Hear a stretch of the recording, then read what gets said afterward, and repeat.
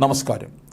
റഷ്യയിലെ കുർസ്ക് മേഖലയിൽ 1000 ചതുരശ്ര കിലോമീറ്റർ പ്രദേശം ഉക്രൈൻ പിടിച്ചെടുത്തതായി ഉക്രൈനിയൻ ആർമി ചീഫ് ജനറൽ അറിയിക്കുന്നു. 28 ഗ്രാമങ്ങളുടെ നിയന്ത്രണമാണ് ഉക്രൈൻ്റെ കീഴിലാക്കിയത്.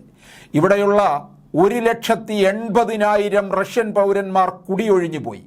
ഉക്രൈൻ പ്രസിഡന്റ് സെലൻസ്കിയും സൈനിക മേധാവിയും തിങ്കളാഴ്ചയാണ് ഇത് സംബന്ധിച്ച് ഔദ്യോഗിക വെളിപ്പെടുത്തൽ നടത്തിയത്.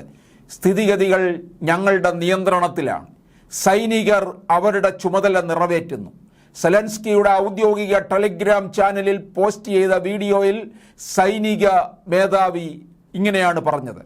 ഏകദേശം ഒരാഴ്ചയോളം നീണ്ടുനിന്ന രൂക്ഷമായ പോരാട്ടത്തിനൊടുവിലാണ് റഷ്യയെ തോൽപ്പിച്ച് മേഖലയുടെ നിയന്ത്രണം ഉക്രൈൻ കൈക്കലാക്കിയത്. 2022 യുദ്ധം തുടങ്ങിയ ശേഷം ഇതാദ്യമായിട്ടാണ് റഷ്യയ്ക്ക് ഇത്ര വലിയ തിരിച്ചടി നേരിടുന്നത്. എന്നാൽ ഈ കടന്നുകയറ്റത്തിന് തക്കതായ മറുപടി നൽകുമെന്ന് റഷ്യൻ പ്രസിഡന്റ് വ്ളാഡിമിർ പുടിൻ പറയുന്നു. രാജ്യത്തിൻ്റെ തെക്കൻ മേഖലയിലെ ഉക്രൈൻ നുഴഞ്ഞുകയറ്റം അസ്ഥിരത പടർത്താനുള്ള ശ്രമത്തിൻ്റെ ഭാഗമാണ്. ഇതിന് തക്കതായ മറുപടി അവർക്ക് ലഭിക്കും. ശത്രുക്കളെ നമ്മുടെ പ്രദേശങ്ങളിൽ നിന്ന് പുറത്താക്കും എന്നാണ് പുടിൻ പറയുന്നത്. നുഴഞ്ഞുകയറ്റം തടയാൻ മേഖലയിൽ കൂടുതൽ സൈന്യത്തെ റഷ്യ വിന്യസിച്ചതായി പ്രതിരോധ മന്ത്രാലയം അറിയിക്കുന്നുണ്ട്. അതേസമയം ഉക്രൈൻ ആക്രമണത്തിൽ 12 സിവിലിയന്മാർ കൊല്ലപ്പെടുകയും 1,21,000 ആളുകളെ ഒഴിപ്പിക്കുകയും ചെയ്തതായി മേഖലാ ഗവർണറും അറിയിക്കുന്നു. അതിനിടെ യൂറോപ്പിലെ ഏറ്റവും വലിയ ആണവ നിലയമായ ഉക്രൈനിലെ സ്പോറിഷ്യയിൽ ഡ്രോൺ ആക്രമണം നടത്തിയത് സ്ഥിതിഗതികൾ ഗുരുതരമാക്കിയിട്ടുണ്ട്.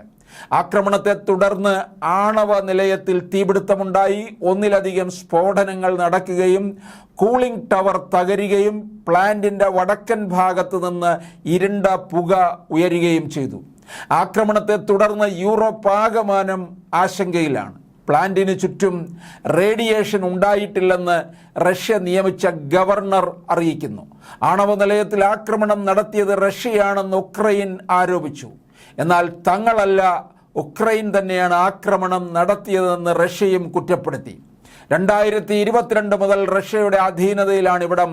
2 വർഷത്തിലേറെയായി ഇവിടം വൈദ്യുതി ഉൽപ്പാദിപ്പിക്കുന്നില്ല. ഉക്രൈനിലെ ചെർണോബിൽ ആണവ ദുരന്തത്തേക്കാൾ 10 മടങ്ങ് നശീകരണമാകും സ്പോറേഷ്യയ്ക്ക് ഗുരുതര കേടുപാടുകൾ സംഭവിച്ചാൽ ഉണ്ടാകുക. അതേസമയം കഴിഞ്ഞ ദിവസം ഉക്രൈൻ തലസ്ഥാനമായ കീവിൻ്റെ പ്രാന്തപ്രദേശമായ ബ്രോവറി ജില്ലയിലെ ജനവാസ മേഖലയിൽ റഷ്യ നടത്തിയ ഡ്രോൺ മിസൈൽ ആക്രമണത്തിൽ 2 പേർ കൊല്ലപ്പെട്ടു. കീവ് ലക്ഷ്യമിട്ട് ഈ മാസം നടക്കുന്ന രണ്ടാമത്തെ